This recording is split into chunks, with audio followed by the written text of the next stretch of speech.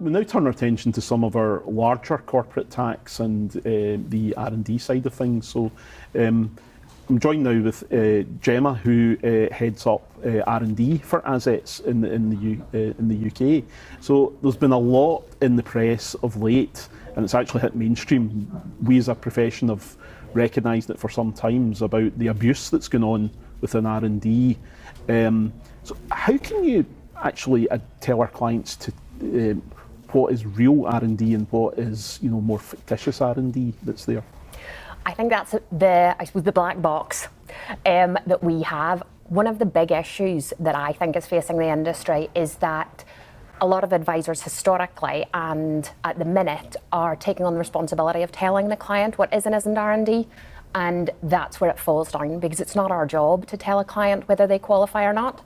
It's our job to help them understand the guidelines, and they fundamentally are the people that know it better, and they make the decision of whether they are doing R&D or not. And that's coming out in all of these cases whereby a client is saying, but my advisor told me I qualified. And there's your red flag. I'm not there to tell you whether you do R&D. I'm there to help you assess whether you do it or not. Yeah. I mean, we've seen in the press some of the ridiculous claims that have gone in there. I mean, give me an example of some that you've come across. So I think one of the recent cases that have come out have been a beautician. And you do feel for some of these smaller businesses that maybe don't have that awareness, whereby she was approached and she was kind of sold a wonderful story of getting money back into her small business. And fundamentally, she was looking at different nail colours on different types of hands. And she thought, I'm getting a percentage of my salary back on tax relief. This is phenomenal. And when you say it, for those experienced in this world, you go, that's absolutely bonkers. But these advisors have taken advantage of those people and really kind of exploited their need for money in order to grow. Yeah. So, I mean, speaking to a client or any business, how do you tell the rogue advisors from the true professional advisors here in R&D? I think there's a few key things to look out for. One is what I mentioned around, I'm not there to tell you whether you do R&D, I'm there to help and support you. The other thing is you want to find an advisor that is aligned with your, I suppose, risk profile and values. Open, honest communication, not too pushy. I would never say to a client, definitely claim that if they are like, well, I'm not 100% sure. Because when it gets to that inquiry, when you get in front of a judge, it's the client that they want to hear from, not me. So, and I think it's that journey that you go on in selecting an advisor. You want somebody that is open, honest, knowledgeable and proactive with sharing that knowledge with you. If you're only finding out about the changes that have went on, what's been happening in the news, you're only hearing that either from a different advisor or from the news, you maybe want to reconsider whether you have that proactive, knowledgeable advisor to hand that you can pick up the phone to and say, what's happening? I'm a bit worried. Can you speak to me about it? Yeah. So budget coming up. What's your prediction, Gemma, for R&D in the direction of travel then? I think for the budget, I don't think we'll see any surprises. I think the Labour government did say they want to bring an element of stability, and I'm really hopeful and a little bit confident that they will stick to that for this time round. But I do think there will be changes in the future. Whether that looks at reintroducing the minimum spend for qualifying clients. And I think if you look back, I've been doing this for 13 years now. Back when it started, there was a minimum spend, and HMRC looked at it like you have to be spending a certain amount before you qualified. You'll remember. Yeah. I think they might look at introducing that. They may revisit the rates in the future. I think they'll stay stable for a little while yet. And there has been hints that they'll look at sectoralising the benefit. So depending on what sector you fall into, will you get more or less benefit? I fundamentally disagree with that approach, but it has been floated and there may be kind of things that come out of that. I think what we'll also see, and that's not necessarily about how the relief is shaped, it's the experience that the clients and the advisors will have. I think HMRC have been under-resourced for years, and they are now embracing technology within themselves more.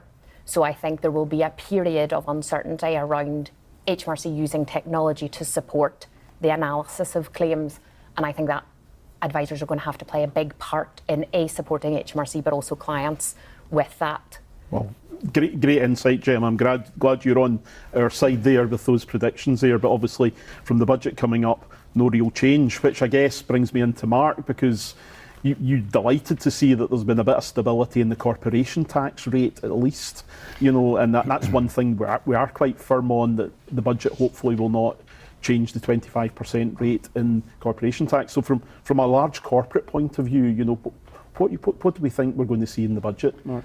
I think it's around clarity and certainty for businesses, for small, medium-sized businesses in particular, to give them that ability to forecast into the future, to make those investment decisions that are really important to clients. You and I work on lots of these types of clients all the time, and they tell us, they're always telling us how important it is to invest money in the right way to get that return for their business and for their shareholders in particular, family businesses and other types of businesses as well. So I'm expecting to see something more around that stability. Gemma talked about that already. Excuse me. And really just emphasising where the landscape is likely to go in the coming years. I think that's very important. Also in relation to capital expenditure reliefs, so something around giving relief for those businesses who want to invest in, say, green energy or renewables or anything that the government is trying to encourage. Again, we see it time and time again, when that investment relief is there, businesses tend to take up that relief, and we saw that with the super deduction in particular, Donald. We've certainly seen that with our client base. The level of investment has been unprecedented, particularly with inward investment. So Absolutely. I think it's welcome that full expenses. There are some niches within that as well. I think you mentioned Yes. to me the other day about leasing businesses as well. Yeah, we're expecting the Chancellor to announce an extension to leasing companies. And what that means is that leasing companies would be able to claim 100% capital allowances in the year of investment. And that's very important to plant hire companies, for example, or other companies in that industry. Yeah. We also tend to find that there are groups of companies with single subsidiaries who cross-charge other group members, and they're prohibited at the moment. And we're hoping that relief will extend to them, because that seems an obvious way to help that, particularly the construction industry, and that would be a great thing to do. Yeah. So there's a lot there, obviously, that potentially could continue to support business. So it's not all necessarily the headline grabbing CGT and IHT run to the hills. There's a problem here. Yes. There's some actual positives potentially that could continue to support, not just in terms of capital allowances, but Gemma, in terms of the continued support in R&D. What about business rates? It's not something we necessarily see directly, but impacts our clients significantly. Yes. What's the thoughts on that? Is there any predictions coming? The predictions are around, yes, there should be changes around that, whether that's to adjustments in the mechanisms for business rates, and whether that's something to do with targeted relief for certain sectors. It might mean that the regime becomes more complicated, but in this regard, I think that would be a good thing, because it targets those businesses like hospitality, leisure and so on that really need a little bit of help. Very much the UK high street, which is again a headline grabber as we go up and down the country. The investment in business rates is really the potential issue. It's all about getting that stability again, bringing the rates system up to date. A lot of these rates are based on property values that are years old, so perhaps something a little more current in terms of property valuations. As I say, it might make for a little bit more work for business, but hopefully it'll be worth it in terms of the relief and some of the exemptions that might be available for certain types of businesses. Just picking up on your point there about the nail salon owner as well, there are obviously some areas which might raise some eyebrows in terms of availability of R&D. Particularly I've heard of the wrong-shaped Danish pastry. The gluten-free donut. Not that I'm any stranger to them, of course. Is there any that I've come across that are genuinely, at first glance, might look not quite meet the eye here, but actually when you do a deeper dive with the expert in the business and the expert professional, that there actually is some R&D relief? I think one of the sectors that has been hit hard at the minute from HMRC's scrutiny is that field of software development. they found that about 75% within software claims there was an element of fraud or error. And I think, unfortunately, that's almost had a bit of a tarred brush from HMRC. So yes, a lot of our software development clients or a lot of the software development companies in the industry may not be doing R&D. But I think at the minute HMRC has quite a bad view on that particular sector.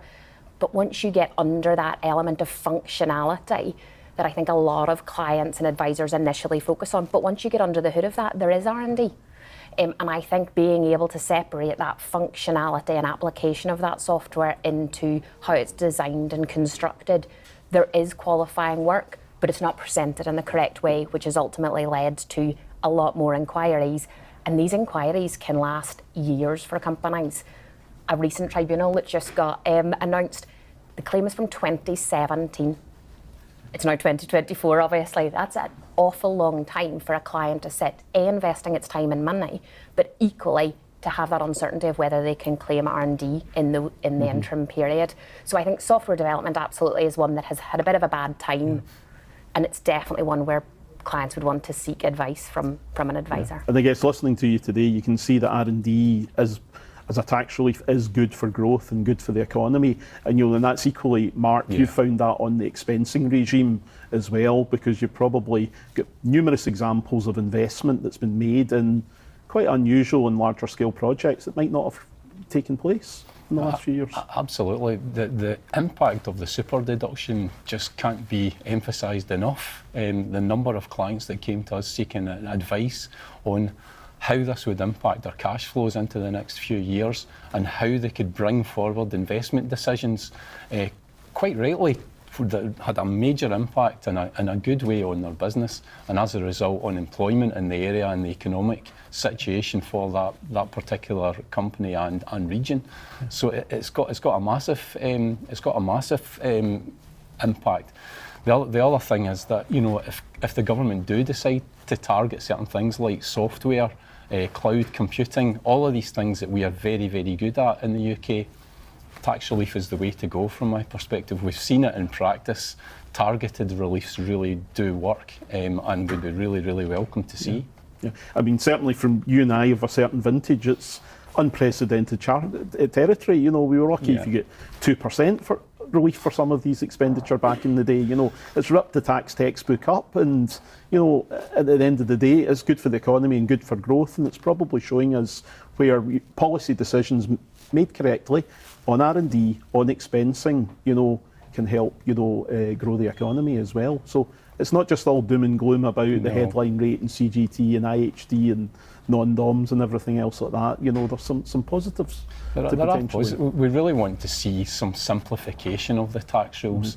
Our clients want clear, straightforward tax rules that we are able to help them with to claim these reliefs, to spend their money in the right way for effective cash control, for effective business growth. That's what everyone is calling for, Donald. I think that's a really interesting point, because around the R&D tax relief regime, HMRC has talked about simplification and the measures that they've introduced. It's going to simplify, but in actual fact, they now have two different regimes. You can have a different rate dependent on whether you're R&D intensive or not. And companies are probably more in the dark about how they should go about their claims and what benefit they'll get than they were a number of years ago. So I think that's probably one thing that I'd call for, is actually, while there is claims that things have been simplified, in particular around the R&D tax relief, it isn't simple in any way, shape or form, and there's definitely more that can be done for businesses. So like everything, it's seeking out your expert, legitimate, Gemma, professional advisor here to ensure that you've got the best advice possible, because there are reliefs out there that's in the legislation that can help you grow your business. Absolutely. So thanks very much, Gemma and Mark. That's been really insightful today, and I think it's probably been a bit of upbeat given the kind of we're all doomed news that's been going out there in the lead up to this budget. So very, very positive, and thank you for your insight there. Thank you. Thank you.